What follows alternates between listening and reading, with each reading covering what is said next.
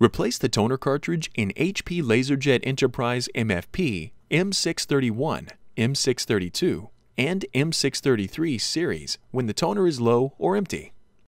Press the release button on top of the printer to release the front door, then open it. Slide out the drawer to access the cartridge. Grab the cartridge and remove it from the printer.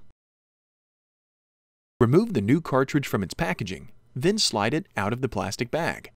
Save the packaging materials for later use. Hold the new cartridge horizontally and shake it side to side 6 times to evenly distribute the toner.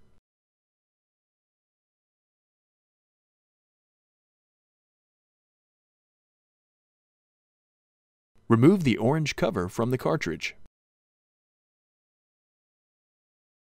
Slide the new cartridge into its slot in the drawer. Then slide the drawer into the printer.